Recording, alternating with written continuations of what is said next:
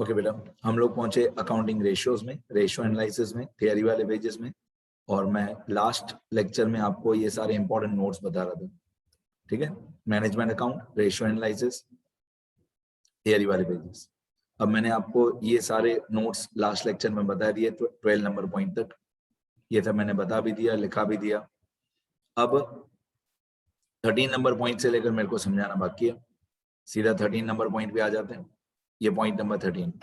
कभी कभी ऐसा आता है कि आपको टोटल सेल्स दिया हुआ है 6 lakh rupees, total sales 6 lakh rupees, और ब्रैकेट में लिखा हुआ होता है क्रेडिट सेल इज 3/5, मतलब 6 लाख मल्टीप्लाई बाय 3/5 करेंगे तो क्रेडिट सेल आ जाएगा, ठीक है। इस चैप्टर में हम लोगों को क्रेडिट सेल और कैश सेल अलग अलग से चाहिए, ठीक है। बहुत सारे ऐसे फॉर्मूला होते हैं जिसमें क्रेडिट सेल काम आता है, बहुत सारे ऐसे फॉर्मूला होते हैं जिसमें ये वाला टोटल सेल काम आता है। तो हमको क्रेडिट सेल और कैश सेल अलग अलग चाहिए। तो अगर ब्रैकेट में ऐसा लिखा हुआ है कि क्रेडिट सेल इज 3/5, तो 6 lakh multiply by 3/5, 6 lakh multiply by 3/5 करेंगे तो क्रेडिट सेल आ जाएगा 3,60,000।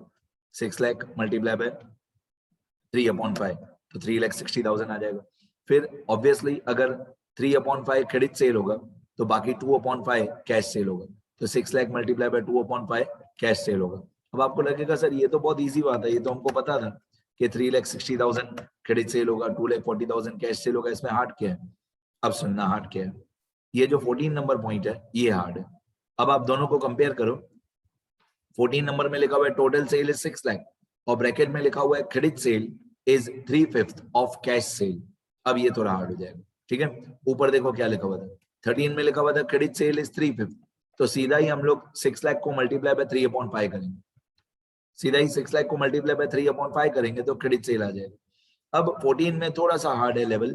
14 में लिखा हुआ है total sale 6 lakh, total sale 6 lakh, तो ब्रैकेट में लिखा हुआ है credit sale is 3/5 of cash cell, credit sale is 3/5 of cash cell. Total sale 6 lakh है, क्रेडिट सेल जो है वो 3/5 है, लेकिन किसका 3/5 है, कैश सेल का 3/5, ठीक है। तो जब भी ऐसा कोई सेंटेंस आता है तो credit sale is 3/5 of cash cell, जब भी कोई ऐसा सेंटेंस आता है credit sale is 3/5 of cash cell, तो ना हमको क्रेडिट सेल मालूम है कितना है, ना हमको कैश सेल मालूम है कितना है, तो 3/5 या 5/3 वो हम कर ही नहीं पाएंगे। हमको क्या मालूम है, हमको टोटल सेल मालूम है 6 लाख, ना हमको क्रेडिट सेल पता है कि क्रेडिट सेल कितना है, ना हमको कैश सेल मालूम है कि कैश सेल कितना है, सिर्फ टोटल सेल मालूम है। तो ट्रिक क्या है कि ये जो फ्रैक्शन हमको दिया हुआ है, ये जो 3/5 हमको दिया हुआ है, ट्रिक ये है कि ऊपर वाला जो नंबर है 3, जो ऊपर वाला नंबर है 3, वो आगे वाले वेरिएबल को दे दो। आगे वाला वेरिएबल क्या है, क्रेडिट सेल, तो 3 दे दो क्रेडिट सेल को, और जो नीचे वाला नंबर है 5, तो वो पीछे वाले वेरिएबल को दे दो, मतलब 5 आप दे दो कैश सेल को, तो आपका एक रेशियो बन जाएगा। ऊपर वाला नंबर आगे वाले को दे दो, मतलब 3 आगे वाले को दे दो, नीचे वाला नंबर 5 पीछे वाले को दे दो, तो आपका एक रेशियो बन जाएगा 3:5, मतलब आपका क्रेडिट सेल और कैश सेल का एक रेशियो बन जाएगा, ठीक है।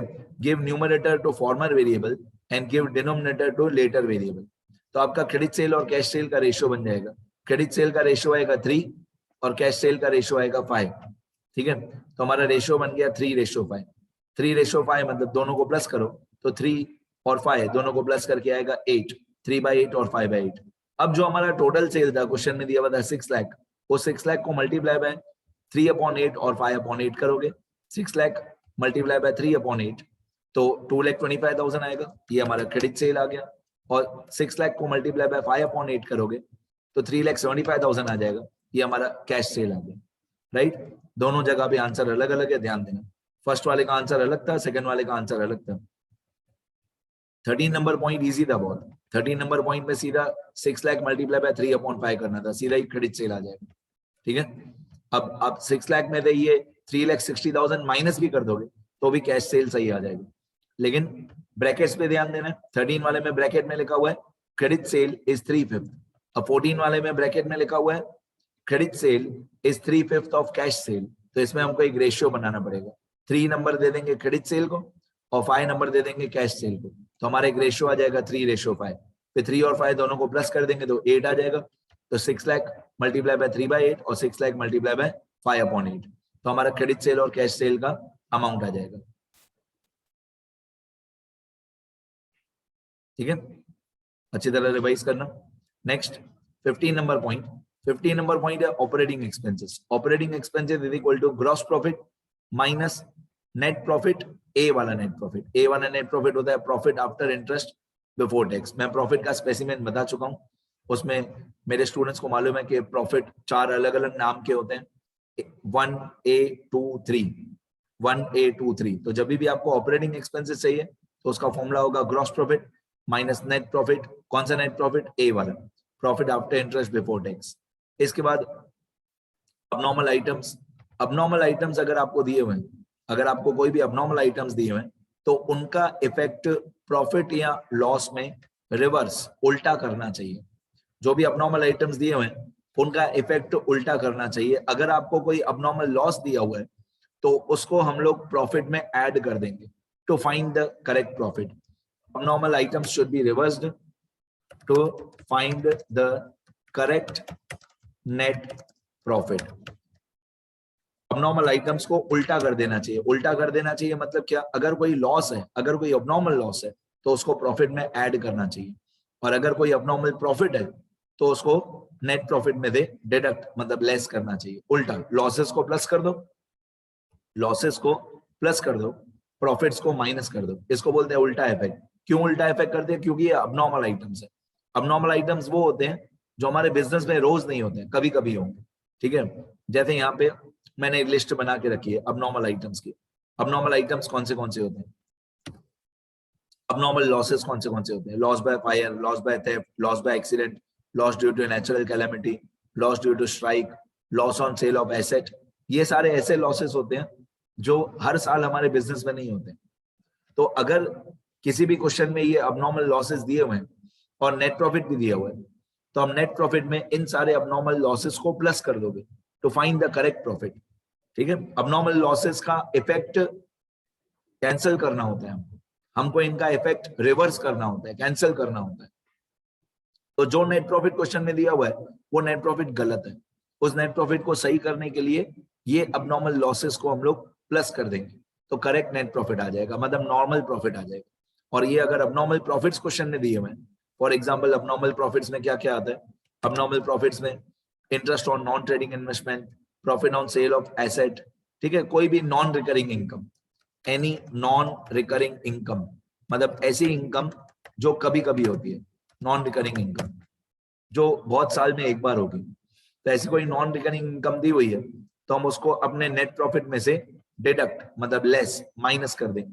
ठीक है, डिडक्ट कर देंगे मतलब लेस कर देंगे, मतलब माइनस कर देंगे, तो हमारा नॉर्मल प्रॉफिट आ जाएगा। तो ये मैंने लिस्ट बता दी अबनॉर्मल आइटम्स की कि कौन से अबनॉर्मल लॉसेस होते हैं और कौन से अबनॉर्मल प्रॉफिट्स होते हैं। ठीक है, अच्छी तरह याद करना है ये लिस्ट सारी। आगे इसके बाद long term funds. Long term funds में क्या क्या आता है? लॉन्ग टर्म फंड्स में आता है equity share capital plus preference share capital plus reserves and surplus plus secured loan plus unsecured loan. Long term funds ये भी फॉर्मूला में काम आएगा। इसके बाद नेट वर्किंग कैपिटल या नेट करंट एसेट्स। तो नेट वर्किंग कैपिटल या net current assets equal to current assets minus current liabilities. इसके बाद total real assets. Total real assets equal to all the assets, total real assets equal to all the assets except fictitious assets. सारे assets fictitious assets को छोड़ के। ठीक है, बस यहां तक ही है। और जो भी न्यू पॉइंट्स आएंगे वो मैं सम्स वाले पेजेस के तहत आपको रूल्स भी आगे मैं बढ़ाते जाऊंगा। 99% सारे रूल्स हो गए, फिर भी अगर कोई एक दो छोटी छोटी पॉइंट आएगी सम्स के तहत तो मैं यहाँ पे 19 के बाद लिख दूंगा। तैयारी वाले पेजेस इतने ही दो। ठीक है, पहले इतना लिखना अच्छी तरह। आज जितना मैं 13 नंबर पॉइंट तक मैंने आज बताया, 13 से 19 तक वो एक बार मैं स्क्रॉल कर देता हूँ। यहां से लेकर मैंने आपको बताया आज 13 से लेकर। ठीक है, लिखना है यहां से, लिखना कंपलसरी है। मैं हर लेक्चर में बोलता हूँ लिखना जरूरी है। हर 2 सेकंड में वीडियो पॉज कर देना, लिखते रहना।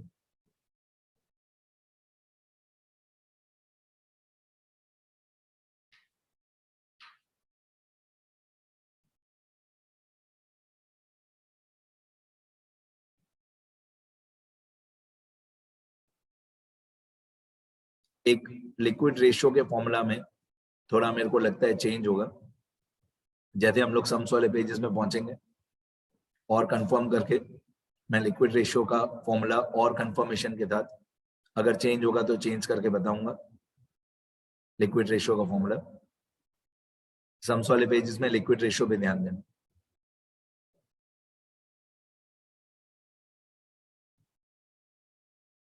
ठीक है, इतना लिखो सब लोग। ये मेरा नंबर है, कभी भी कुछ भी सीखना फोन करना, व्हाट्सएप करना, लिखते रहो।